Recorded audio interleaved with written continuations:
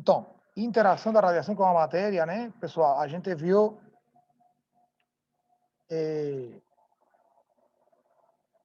os tipos de interação da radiação com a matéria. Vou explicar brevemente de novo.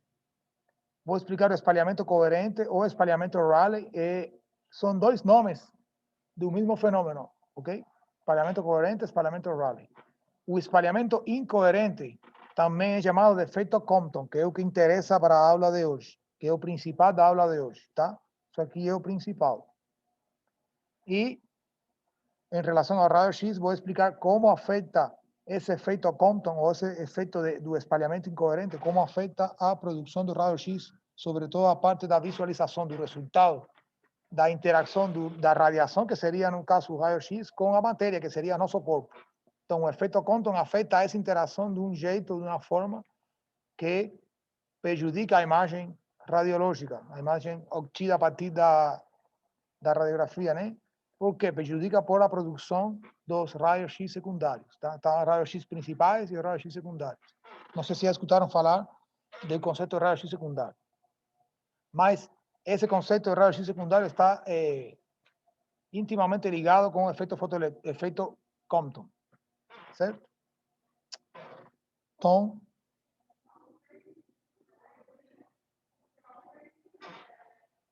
aí a gente tinha visto que, na aula passada,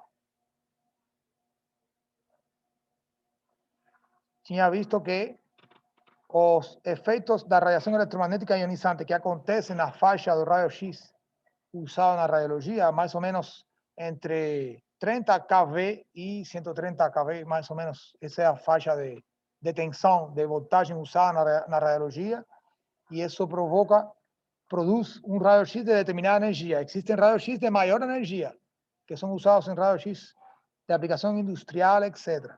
Mas em radiologia médica é até 130 kV. Então, nessa faixa de energia do raio-x acontece efeito fotoelétrico e espalhamento incoerente, que são os dois, o efeito Compton, que eu quero explicar. Tá? Acontece também espalhamento Rayleigh, mas o espalhamento Rayleigh ele não afeta muito o raio-x. Tá?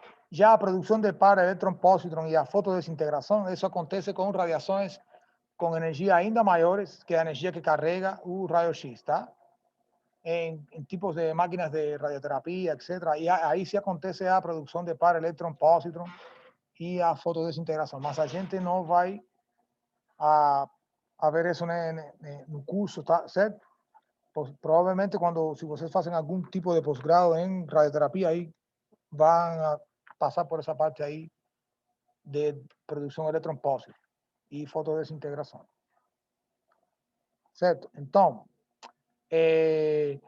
no caso do espalhamento coerente, o espalhamento Rayleigh, ele não produz ionização na matéria. Repetindo, ionização na matéria significa que a energia que carrega essa radiação consegue arrancar elétrons do átomo. Tá? No espalhamento coerente não acontece nenhum tipo de extração do elétron do átomo. O elétron fica dentro do átomo e a radiação simplesmente se espalha, interage com a matéria e fica espalhada, fica sendo emitida em outra direção. Eu vou explicar isso aí brevemente, ok? Mas o espalhamento coerente não produz ionização. Isso é uma diferença, por exemplo, com o efeito fotoelétrico, que sim produz ionização, e o espalhamento incoerente, o efeito Compton, que também produz ionização. Então, essas são diferenças entre uma e a outra. Tá? Tanto o efeito fotoelétrico quanto o efeito Compton, eles produzem ionização na matéria. Conseguem arrancar elétrons do átomo. Já o espalhamento Rayleigh, não acontece isso. Ok? Não acontece isso.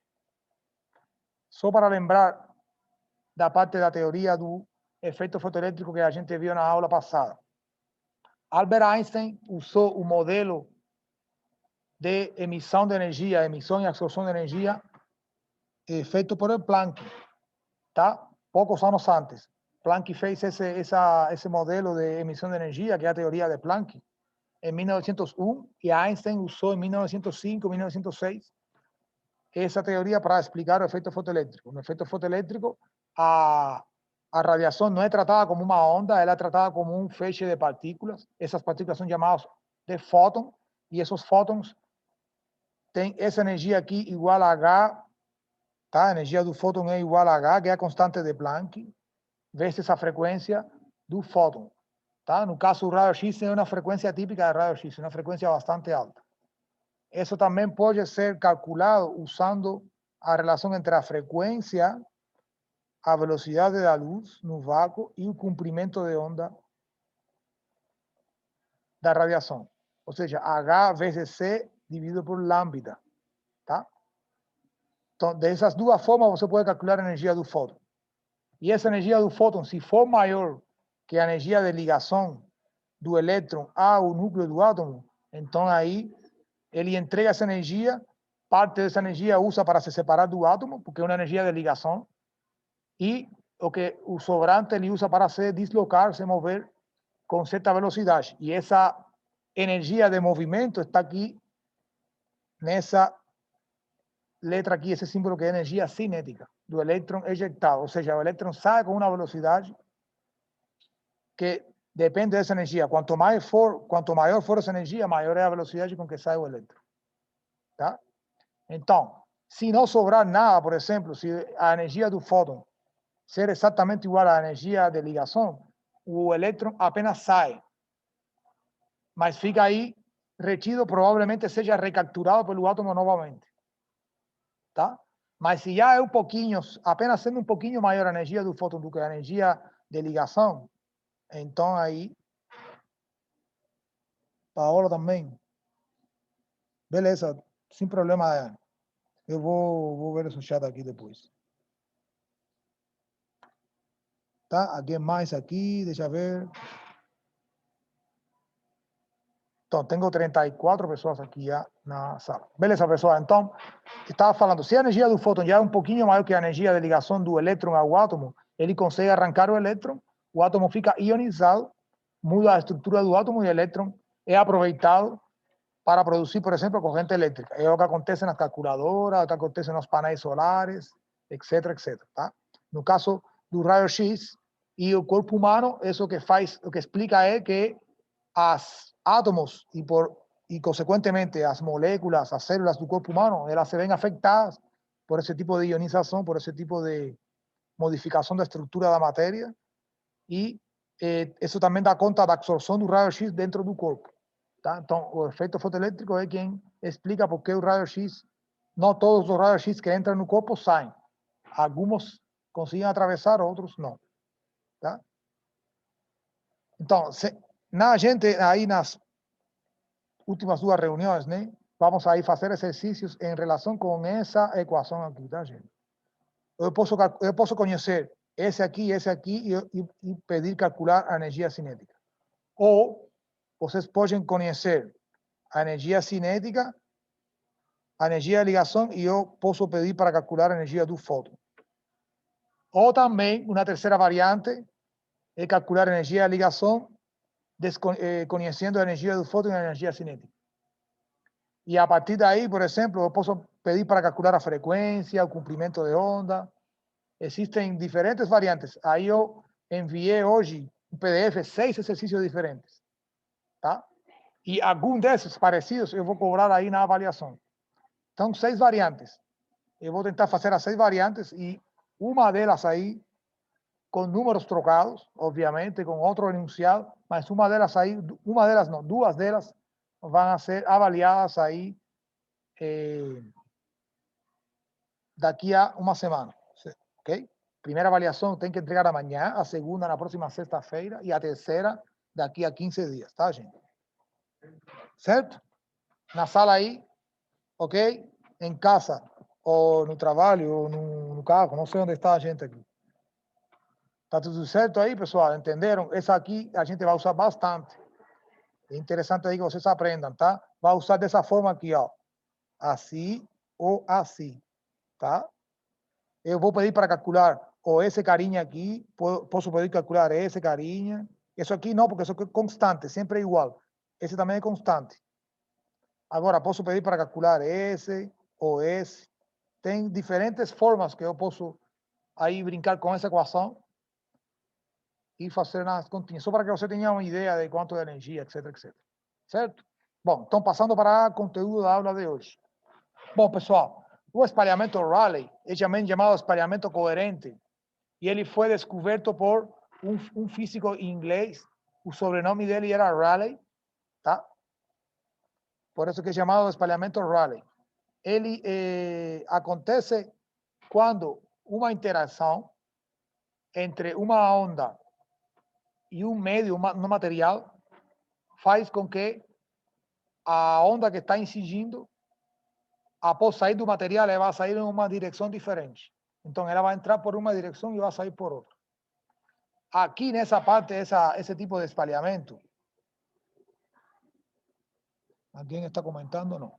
Esse tipo de espalhamento aqui, pessoal, diferente do efeito fotoelétrico.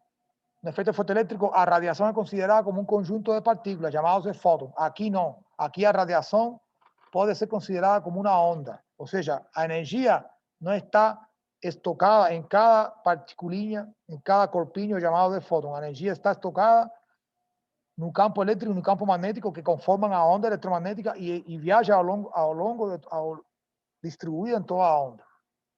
Então, a radiação aqui é tratada como um conjunto de corpúsculos. Isso aqui é no efeito fotoelétrico. Aqui não é tratada como um conjunto de corpúsculos. Aqui é tratada como uma onda. Tá? Ok? E no caso do efeito Compton, a gente vai ver no futuro, nas próximas slides, que a radiação, da mesma forma que no efeito fotoelétrico, a radiação deve ser tratada como um conjunto de corpúsculos. Então, tanto no efeito fotoelétrico quanto no efeito Compton, a radiação é tratada como um conjunto de corpúsculos chamados de fótons, porém, no espalhamento Rayleigh, a radiação é tratada como uma onda. Como essa abordagem ondulatória, né, esse jeito de enxergar a radiação como uma onda foi usada antes das teorias mais modernas da física, que foi em 1901, que é a teoria de Planck. Então, esse tipo de radiação, de espalhamento também é conhecido como espalhamento clássico, porque todo que foi antes de Planck, todo que consigue ser explicado antes da teoria de Planck, é chamado de física clássica.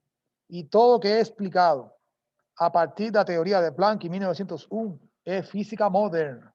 Então, toda essa eletrônica de celular, os supercomputadores, todas essas usam efeitos quânticos, efeitos que a gente não conheceria a tecnologia como conhece agora, se não fosse por essas teorias mais novedosas que explicam o comportamento das partículas a nível assim bem microscópico, átomos, moléculas, etc. Tá? Então, a gente não conseguiria entender e ter os avanços tecnológicos que tem se não fosse por essas teorias modernas.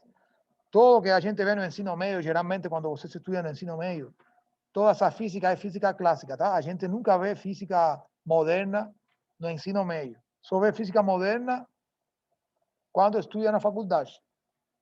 Algum tipo de carreira técnica que tem que ver com a física. Ou, aqui no curso de radiologia, vocês veem assim, algo assim bem light, uma pincelada, algo assim bem superficial da física moderna, como, por exemplo, o efeito fotoelétrico. Ou o modelo de átomo que eu falei na aula passada, o modelo de Bohr, o modelo de Bohr-Sommerfeld, Rutherford e a teoria de Planck. Isso vocês estão vendo assim, bem leve, assim, bem tranquilo.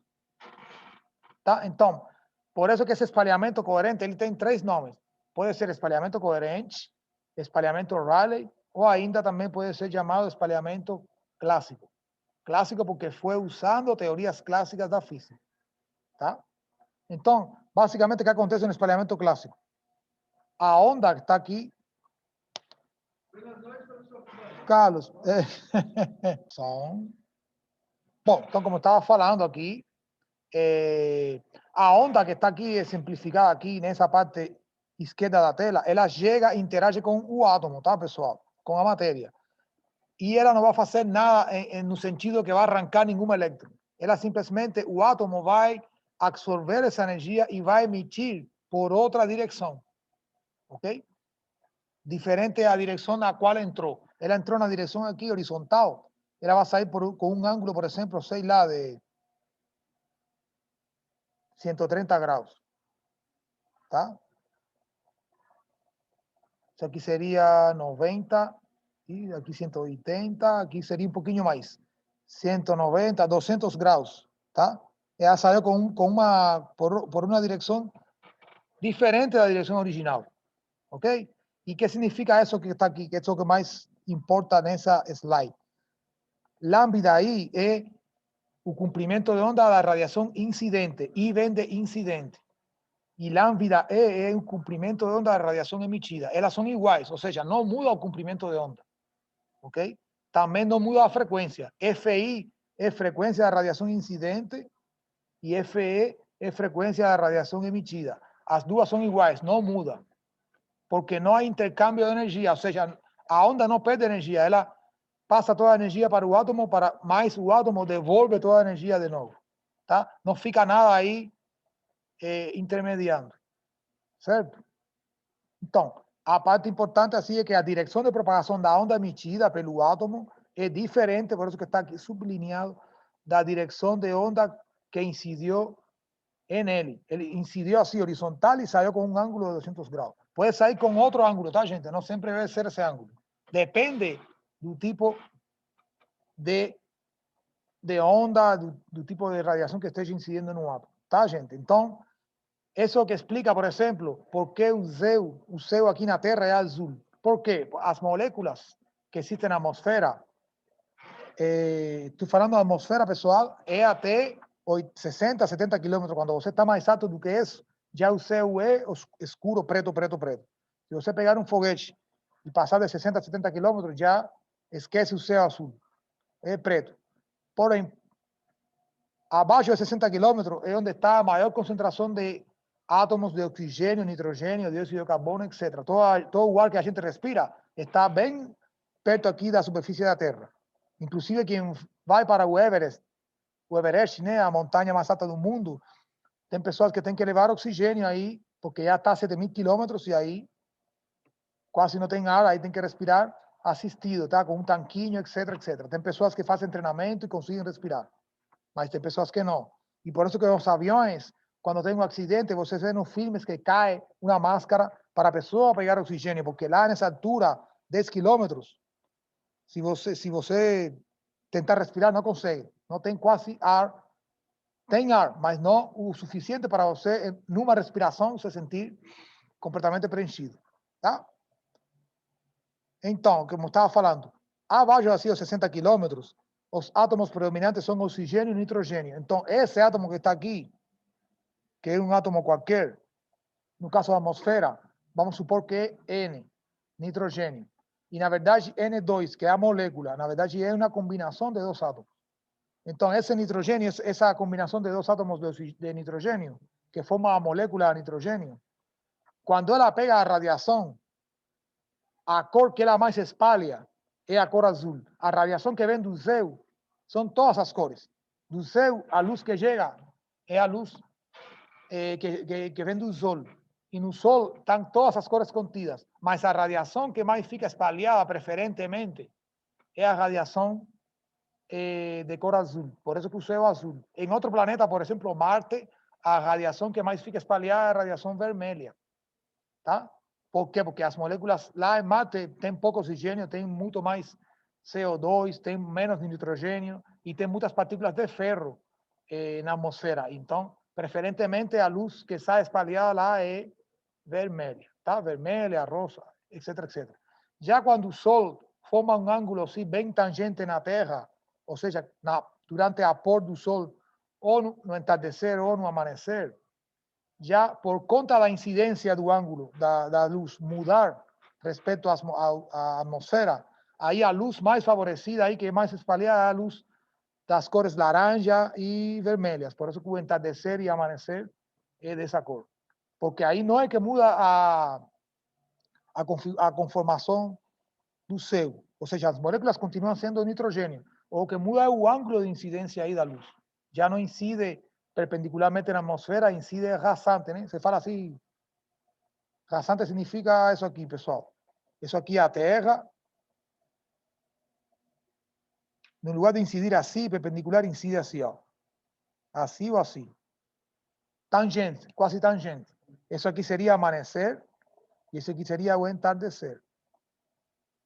Tanto no amanhecer como no entardecer incidem aí bem tangente E então, esse ângulo de incidência, ao ser diferente, aí a luz que preferencialmente fica espalhada é a luz amarela, a luz laranja, essas cores aí, puxando para o vermelho, ok?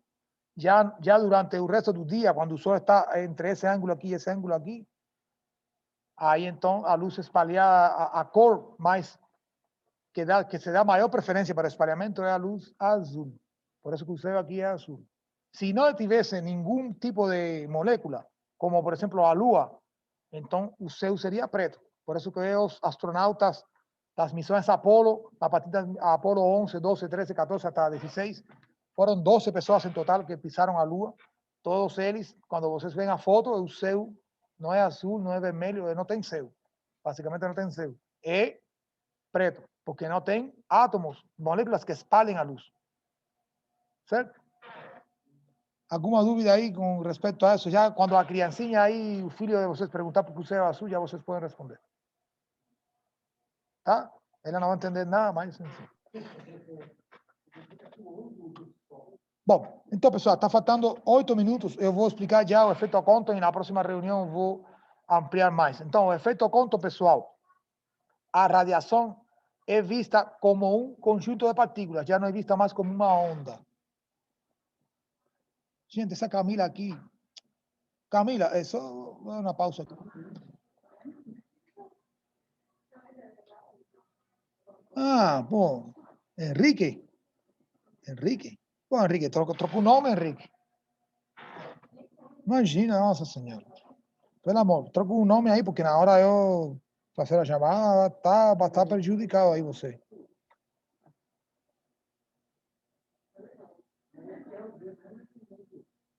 Troca um nome aí, pelo gentileza. Bom, pessoal, então, como eu estava falando aqui, aqui na radiação é considerada como um conjunto de partículas, tá?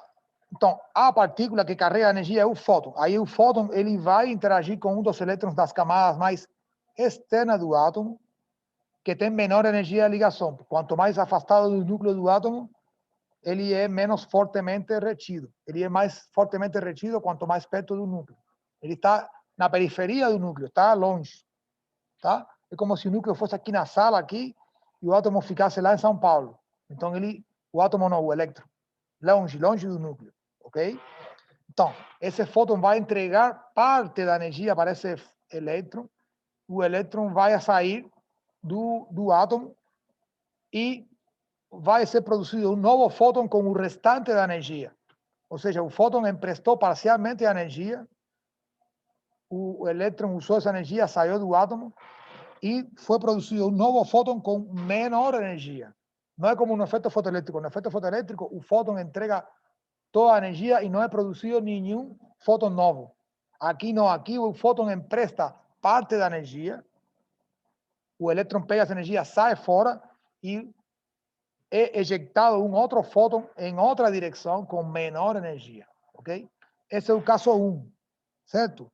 Aí o átomo fica ionizado. No caso 2, o fóton empresta parte da energia para o elétron, mas o elétron não consegue sair do átomo com essa energia, não foi suficiente.